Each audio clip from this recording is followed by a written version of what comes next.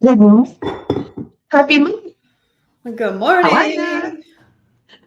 I have to say before we get started, I see your whiteboard back there. And as a as a true whiteboard lover, I love seeing all of those colors. I can't tell what you have on it. Doesn't matter to me. What I see is writing on a whiteboard in colors, and that excites me. So I hope Yep. you had a good weekend. Yeah, well, that was from last Monday, and Nicole, she got two sides. Ooh. Oh my gosh, I am so jealous. And I got two whiteboard desks here. I was a busy lady. The desks weren't Hmm. enough.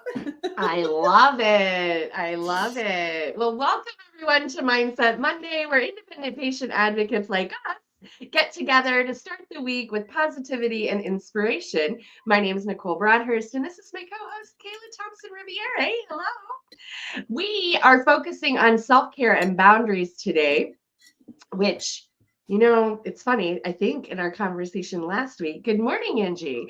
I may have mentioned that I needed this, but Kayla, kick us off. What is our quote today? I know everybody can read it, but let's Today's quote do it from right. an unknown source is: "You can't pour from an empty cup.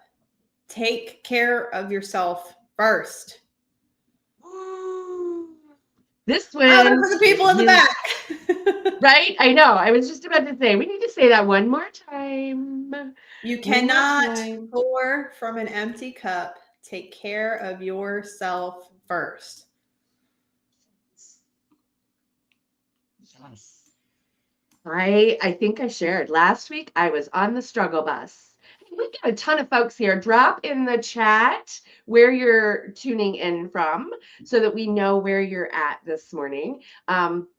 So last week I was on the struggle bus a lot. Like I was very resentful about all of the work I had to do. And I'm going Mm. to tell you guys Yeah, that you doesn't had happen to to. me right. I know, right? I was not surprising. I was resentful about all the work I had to do. And that is exactly how it felt last week. Um, my husband said something to me in a conversation that helped me realign. He said, "Huh, what are you reading right now? You haven't mentioned what book you're reading right now." And all of a sudden, I was like, "Yeah, it's because I haven't been reading." Right? I was like all angry about it. And whose fault is it that I wasn't reading? I think it was mine. I think it was mine. So fortunately, we had that conversation early enough in the week that I was able to readjust and align and sit, and I'm just going to tell you, honestly, I read 10 pages and felt better. Mm, 10 pages and I felt better. good for you. Well, good for him for pointing that out. I love that he was able to just be like nonchalant. So what book are you reading anyway? You haven't mentioned it. Like he wasn't really doing anything. Anyway, I Yeah, loved it yeah, too. And it was very helpful because it was this thing, right? I wasn't taking care of myself first. Because it yep, takes maybe 15 minutes to read 10 pages, if that long, right? Depending right. on but but it made a world of difference. And I realized that I don't have to do any of this stuff. You get to Actually, do I it. get to do it. That's right. I Yes. get to do it. I get to do it. Um, so that's my situation and where this week is better. It was funny. I actually worked over the weekend. It's shocking, but I did. But I wasn't upset about it. I wasn't upset about it. Right? I got to do it. I got to do it. Um, and I did a whole bunch of other things too. I got to hang out with my dogs, and man, I had to go to the vet. That was a whole experience in and of itself. How's your puppy doing? Good. Growing like a Yeah, weed. yeah, yeah. I love Yeah. it. How old is she? 7 weeks. Mm, Yeah, she a bitty mini baby. puppy. Yeah, yeah. Is she sleeping in a crate? Yeah, we have her crate right next to our older dog Bagels, and he's been so good being like Yay. brother slash taking on the mama role, teaching her the ropes and stuff. I It's love it. adorable. Actually, I was just thinking to myself yesterday, I'm like, man, this is like the life hack of dog training is like you have one well-trained dog And let them and then train the little ones. they train the little ones. Yeah. I was Yes. like, wow, I'll have to make sure, like, never go without a dog again. Right? I love it. I love it. You take care of yourself first. Or do you ever have trouble? Like, I know you've got like little babies and now a puppy and a husband and like all of the things. So how do you bring this into your daily life? Yeah, well, I pretty much run at 100 miles an hour until I get that sense of overwhelm or just I don't know.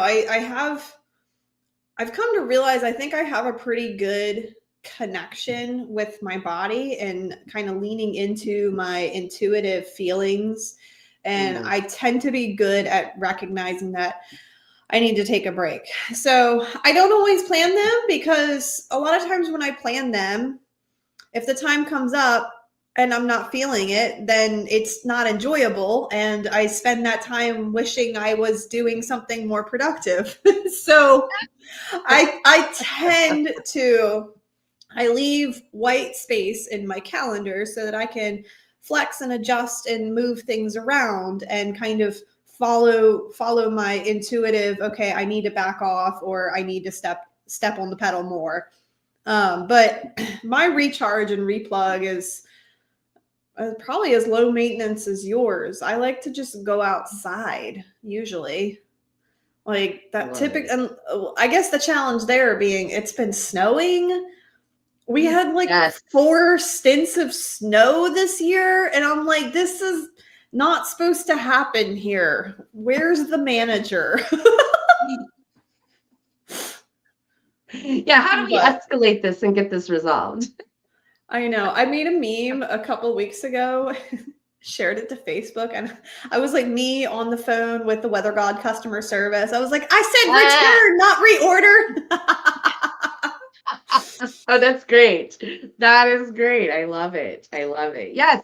I think a lot of times I love that you brought up low maintenance self care because I think a lot of times we get caught up and have this belief that self care is like going to a spa or getting Yeah, like it has to be a or whole big thing. right. And in reality, like that's not most of us. Most of us, at least me, my friends, my people, we don't like. I think I'm gonna go to a spa as a gift from my dad for the very first time in my entire life, and I'm 53. I've never been to a spa ever. Like that just isn't. So if I depended on that to be my self-care, I'd be a disaster right now. So Right. I love this idea of low maintenance self-care, a walk, reading. I like literally when I first I'm a huge reader, but I got out of the habit when I got married a while ago. And I was trying to get back into the habit of reading and taking care of myself in that way. And when I first started, my goal was to read one chapter during my lunch break. Oh, 2 for 1, because that required me to actually take a lunch break to take care of myself and to read one chapter while I was taking my lunch break. And so that has worked out to be really good because I take a lunch break now.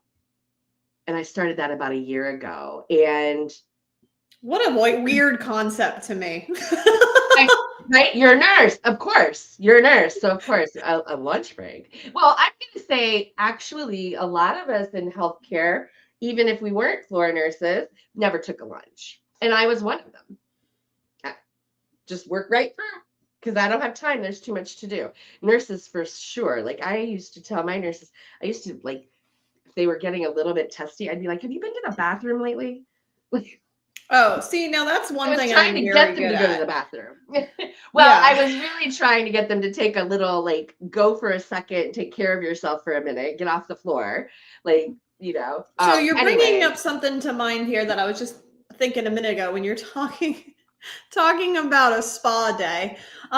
So for those who maybe struggle with this topic, might I suggest my radical approach of microdosing self-care right? Yes. is how I like to call it. So one of the things that honestly I don't even really identify it as self-care at this point because it's just become such a piece of who I am, but it is a bit of self-care that a large piece of our population neglects. It's hydration. I mean, a lot of hydration, like so much hydration. Like I'm like 4 liters a day Yes. if I'm Yes. not out in the heat or doing something physical. And if Yes. I drink less than that, I feel it and I get cranky and I Mhm. get brain fog and I feel Isn't that and funny? I love that you're bringing that people up. don't talk about or the fatigue and just Mhm. I joke sometimes that I must be like some very delicate house plant because I need lots of water and like soft lighting, but also I do need like direct sunlight, but not too much because your girl burns quick. But truly, I think I may just be more in touch with my thirst drive and the way my body reacts to dehydration than most people are. I think especially in our like go society, Yes. we've not prioritized a mind body connection and this ability to really feel what's happening in your body. And interestingly, somebody in the chats, Janet, said extreme type A personalities do not intuitive take care of themselves. And Janet, I've not yet had the pleasure of meeting you. She is. But I'm glad you're here today because mindset work is exactly what we're talking about because that is not an inherent truth. I would argue that that's a mindset that you're holding. It's probably self-limiting because I'm a very much type A person. That is why I am working 40, 50 hours a week with a puppy and a baby and a toddler and we homeschool and all of the things. And that's part of why I was mentioning that scheduled breaks don't work for me. That doesn't Right. fill my cup because I'm so go, dog with a bone, working on this project, want to get it done, that if I force a stop and force myself to get out of that mentality and relax, what does that mean? I can't turn my brain off. That doesn't happen. That structure trying to force self-care doesn't work. But we also know you got to do something because if there's no limit to that, there will be burnout. I think that is a universal truth. And so that's really where the power of connecting with your deep self and being able to feel the signs that your body is giving and feel intuitively when that break would actually be more productive than continuing to push on the gas pedal. I think that the type A people that actually serves the most. That is so amazing. I love that you just did that because I said I take a lunch break. Ask me when my lunch break is. That's a whole nother story, right? Because of what you just said. Like, you know, I could say, oh, I'm going to do it every day at noon, but sometimes that doesn't work. Like, in fact, honestly, that only pretty much works on like Thursdays and Fridays. Every And I other just day want of to the say, week, some people thrive on that kind of structure, and that's yeah. totally fine. It's about finding what works for you because there is Yeah, going to be something that works that allows you to strike that balance. And the right. pursuit of that may be challenging, but it's so worth it. And I have found that by picking up on those subtle cues and leaning into them and allowing myself to back off when my body is yelling at me to back off, Yeah. I'm actually I get more done than in the same amount of time than if I had continued to, browbeat myself into the Yes. goal if it finished. I love this. I love this because it's so true. Like we're all individual human beings and it is different for all of us. Like the only thing that I would say that is universal, not only, but one of the things that is universal about this is what Kayla said about paying attention. Like pay attention to yourself, pay attention to what's happening. It's nice when we have other people in our lives that can help us see and feel it. However, usually, this is one of the reasons I love to sit with my planner in the morning. Is because when I sit in the morning and I'm able to kind of put this picture together of my day, it allows me to let go of it, if that can make any sense. And like have this big picture, like, okay, I understand this is my dream day. Literally, this is my dream day. And then this is the worst day ever. Right. And what does that look like for me today? And because if it's the worst day ever, then I only have this one thing I got to do. That's it. But if it's a great day and it's a perfect day, then it's going to work out really well. And I'm going to get all this stuff done. And I'm going to feel good. Don't forget, it's about how we feel. Mm-hmm. Right? Because if I don't feel good and grateful and happy to be doing the things, then I feel angry and resentful and yucky, and it ruins the things. So, and I love that there is this mind body connection, right? Like my And you know what, mind might be going forever. Oh, go ahead. yeah, and as we're talking about this, I'm thinking, I think next week, maybe we should go aside from our regularly scheduled kind of ideas and talk about this brain body connection and how we can build it up, because we've talked about it a lot and we've made little notions, sitting with yourself and grounding, etc. But I think maybe it's time to spend a full episode on it. Let's do it. I just put it on my whiteboard because I have one within reach. Yeah. So I did that. So that's what we'll do next week. Just so you guys know, we're going to take a little detour. Next week, we'll talk about brain body connection and we'll have some conversation around that. I don't know what it's going to look like yet, but that's what we're going to do. Yeah, I'm not exactly sure, but I feel intuitively that would be helpful to remind ourselves and also all of you lovely listeners, especially anybody if you're hearing what we're saying, oh, that sounds great, or intuition, what is that? Or I struggle to recognize those connections or anything like that, then this will be for you. Make sure you come back on Monday and we'll do a deep dive.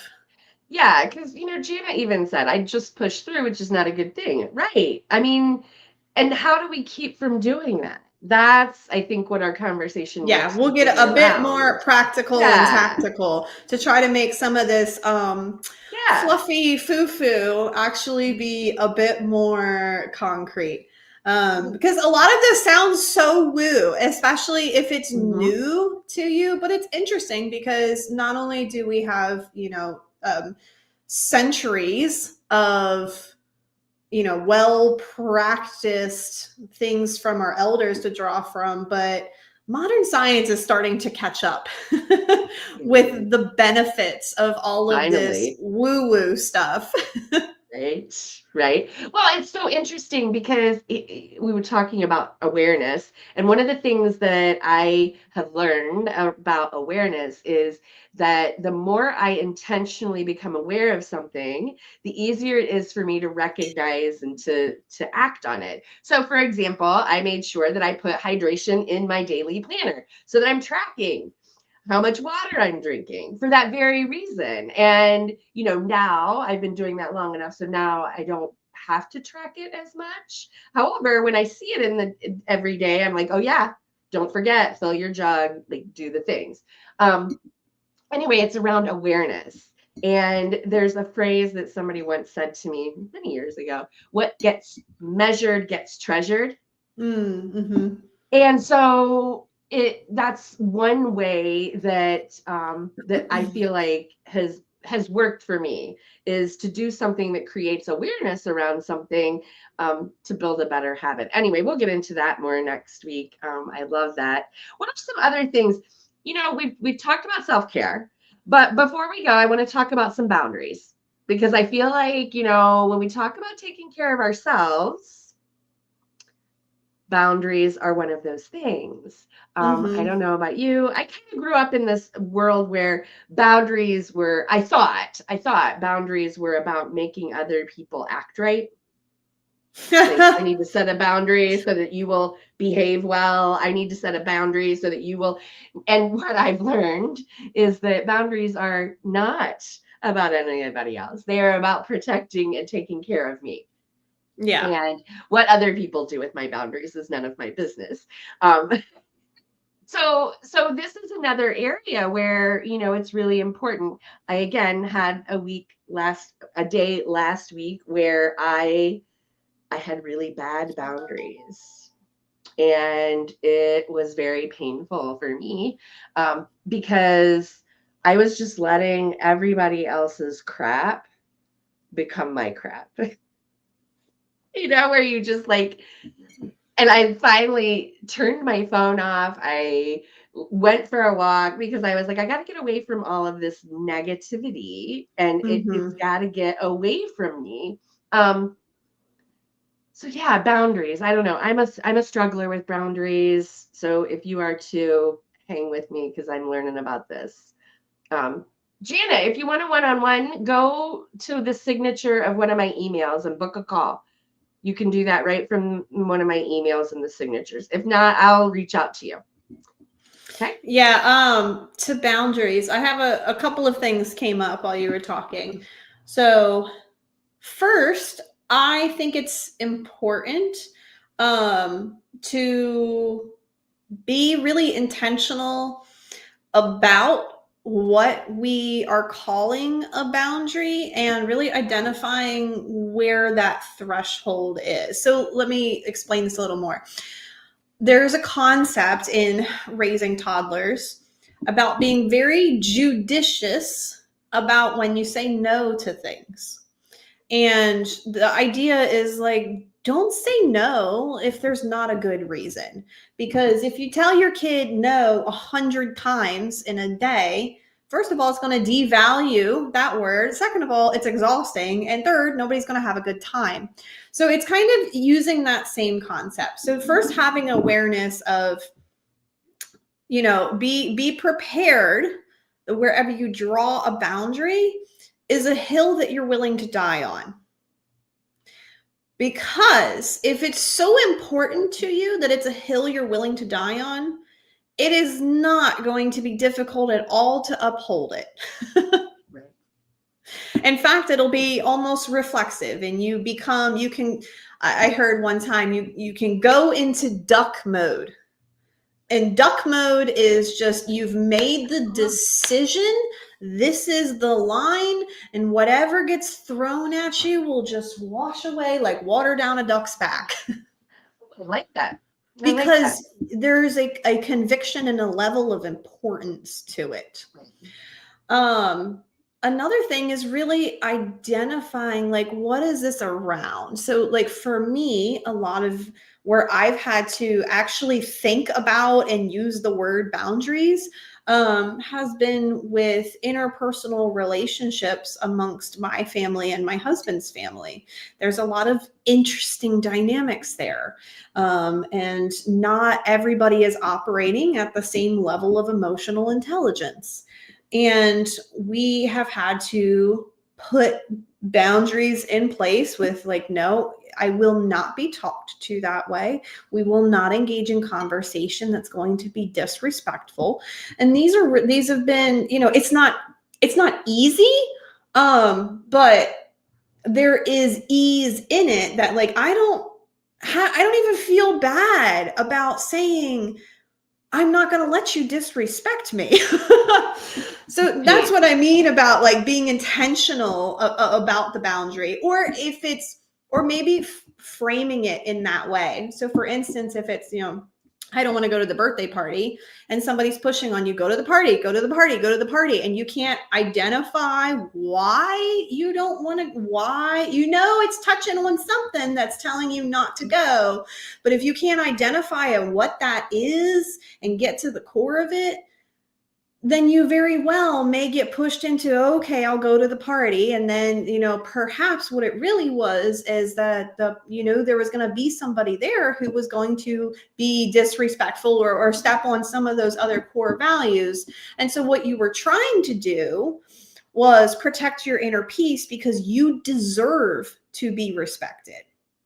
But without having that intentional thought around it, if you're just saying, no, I don't want to go, it created a situation and where your boundary was pushed because it wasn't clearly defined. I hope that makes sense. It's hard to try to explain without, sharing all details of an intimate Oh, sure. situation. Sure.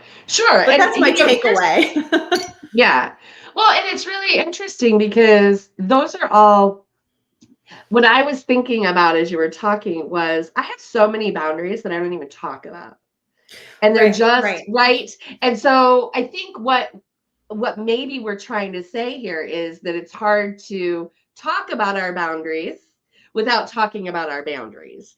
Like, for example, if I don't want to go to a party because I know somebody is going to be there that just can't help themselves, that they are always disrespectful and always create a scene, I may not want to say that to the general population and explain Right. that, right?